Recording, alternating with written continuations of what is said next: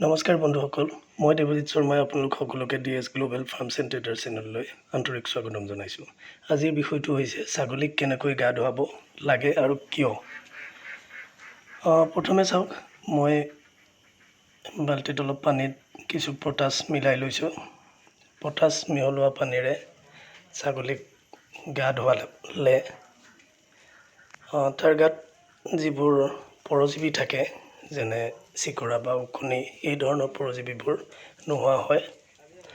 আজি মই মোৰ ব্ৰিডাৰ ৰাজাক গা ধুৱাব লৈছোঁ। তাক নিশ্চয় দেখিছে, কিছু তাৰ চেহেৰা ভাগি গৈছে, কাৰণ আজি এসপ্তাহ 10 দিনমানৰ পৰা সি খোৱা বোৱা কমাই দিছে।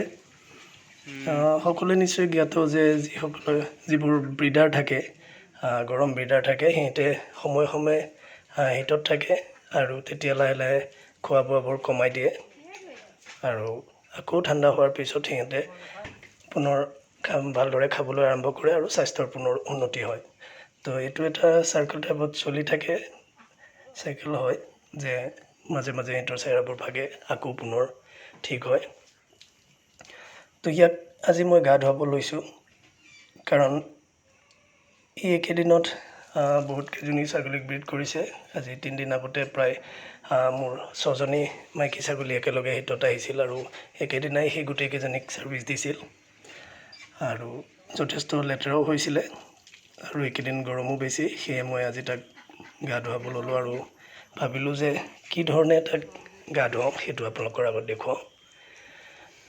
বহুত মানুহে কয় যে ছাগলীক গা ধুৱাব নালাগে, গা ধুৱালে বেয়া, কিন্তু সেনে নহয়। মই নিজৰ ব্যক্তিগত অভিজ্ঞতাৰ পৰা কৈছোঁ যে মোৰ ছাগলীটোক প্ৰায় মই সপ্তাহে কমেও এদিন হ'লেও গা ধুৱাওঁ আৰু মাইকী ছাগলীসমূহক মাহত এবাৰ হ'লেও গা ধুৱাওঁ।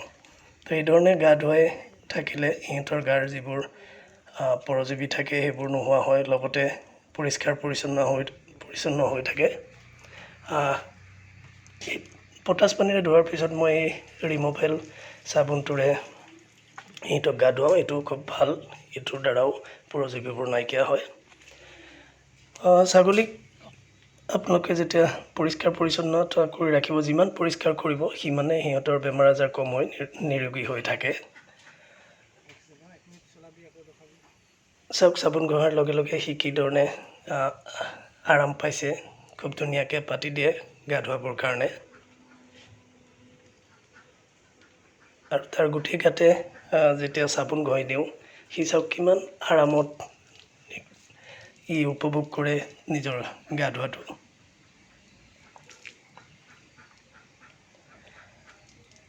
তো এইধৰণে যেতিয়া তাক ভালদৰে ধুৱাই দিয়া যায়, তাৰ ছালখন ভাল হয়, নোমবোৰো বৰ চাইনিং আহে আৰু গা ধুৱাই দিয়াৰ পিছত দেখিবলৈ পোৱা যায় যে সি বৰ ফূৰ্তিত থাকে, খুব নিজকে পাতল যেন পায়।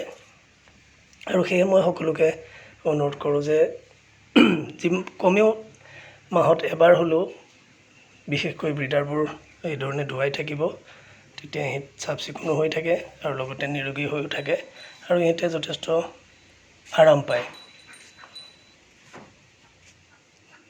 তো এইটো এটা মোৰ ৰেগুলাৰ প্ৰেক্টিছত পৰিণত হৈছে। সিহঁতক মই প্ৰত্যেক সপ্তাহতে কমেও এবাৰ হ'লেও গা ধুৱাওঁ।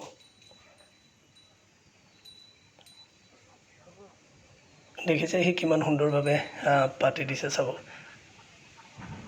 তাক যেতিয়া চাবোন ঘঁহা যায় সি খুব আৰাম পায় আৰু তাক মালিচ কৰাৰ নিচিনা হয়, সি খুব উপভোগ কৰে এই সময়খিনি।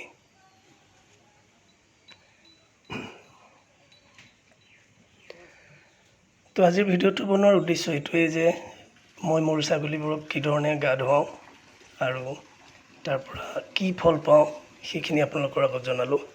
তো মই সকলোকে অনুৰোধ জনাইছোঁ যে আপোনালোকে এইধৰণে সময়ে সময়ে ছাগলীবোৰক গা ধুৱাই ৰাখিব। খালি বতৰৰ প্ৰতি ধ্যান ৰাখিব, বেছি ঠাণ্ডা হ'লে নোধুৱাব আৰু চাফ চিকুণ কৰি ৰাখিব, ছাগলীবোৰ নিৰোগী হৈ থাকিব সদায়। তো মই ইয়াৰ পিছত চাফা পানীৰে তাক পুনৰ ধুৱাই দিলোঁ আৰু এইধৰণে মই প্ৰত্যেক সপ্তাহতে তাক ধুৱাওঁ।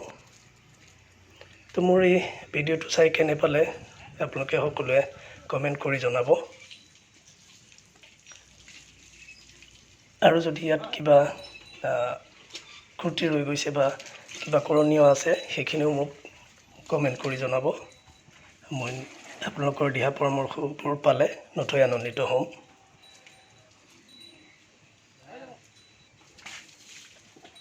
তো আজিৰ এই ভিডিঅ'টো ইমানেই আছিল। তো মোৰ চেনেলটো ছাবস্ক্ৰাইব কৰিব আৰু লগতে মাস্ক পৰিধান কৰিব, সামাজিক দূৰত্ব বজাই ৰাখিব।